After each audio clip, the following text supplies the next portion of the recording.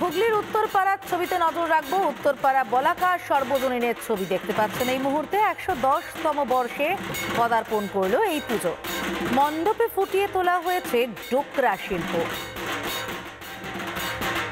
যে ছবি দেখতে পাচ্ছেন উত্তরপাড়া বলাকা সর্বজনীনের, আমাদের প্রতিনিধি সুজিত গৌর রয়েছেন আমাদের সঙ্গে সরাসরি। সুজিত, কতটা জমজম এক মহাষ্টমীর সন্ধে এই উত্তরপাড়া বলাকা সর্বজনীনে?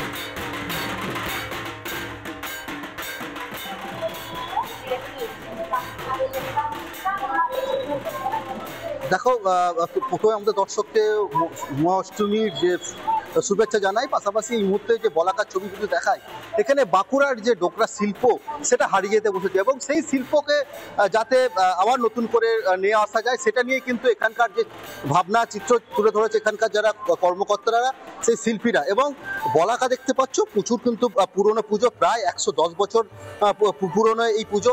এবং দেখো অষ্টমীর যে রাত, অষ্টমীর রাত দেখলে মনে হবে যে এত মানুষের ঢল নেমেছে, কারণ আর মাত্র হাতে কয়েকটা ঘন্টা, তারপরে আবার 1 বছরের অপেক্ষা। তার আগে যারা দর্শকরা রয়েছে তারা একদম চেটেপুটে উপভোগ করতে চাইছে এবং সেই ছবি দেখতে পাচ্ছ ভিড়, যেমন মানুষের যে উচ্ছ্বাস, তারা প্রথম যে সন্ধ্যে হতেই মানুষের ঢল নেমেছে। তারা এখানে এসে প্রত্যেকটি পুজো মণ্ডপে ঘুরছে এবং তারা এই যে প্রত্যেকটি যে প্যান্ডেল রয়েছে সেই প্রত্যেকটি প্যান্ডেল তারা কভার করতে চাইছে।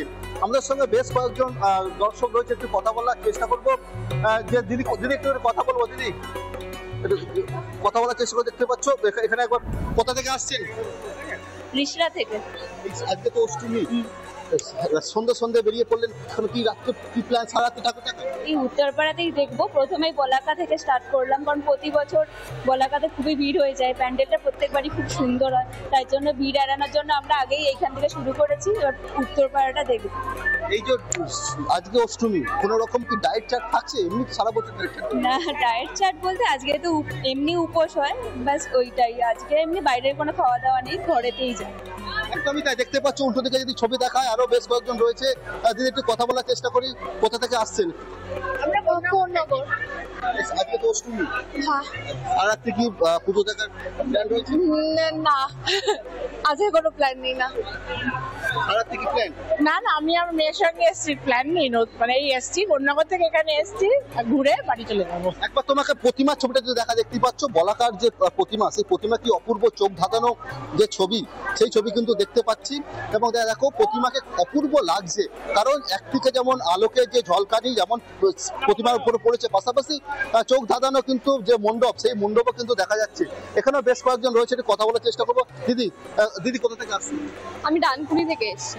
আজকে তো অষ্টমী, হ্যাঁ। ওই অষ্টমী সন্ধ্যাবেলা বেরিয়ে পড়লা, সারা রাত্রি কি প্ল্যান রয়েছে? এখন বেরিয়েছি একটু আগে, এখন পুরো ঘুরবো, খাওয়া দাওয়া বাইরে হবে, ঘুরবো খাওয়া দাওয়া, এটাই পুরো প্ল্যান। সকাল থেকেই বেরিয়েছি, অঞ্জলি ছিল মাঝখানে, তারপর আবার ঘোরাঘুরি। আজকে কি মানে একদম খাওয়া দাওয়া বাইরে, যা ইচ্ছা তাই? হ্যাঁ, একদম তাই। বাইরে খাওয়া দাওয়া, সারা রাত ঘোরা।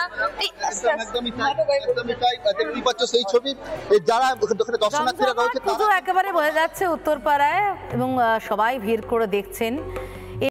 নানা ধরনের কন্টেন্ট দেখার জন্য লাইক করুন, শেয়ার করুন আমাদের ফেসবুক পেজ, সাবস্ক্রাইব করুন আমাদের ইউটিউব চ্যানেল। পাশাপাশি অন্যান্য ব্রেকিং নিউজের জন্য অবশ্যই চোখ রাখুন রিপাবলিক বাংলায়।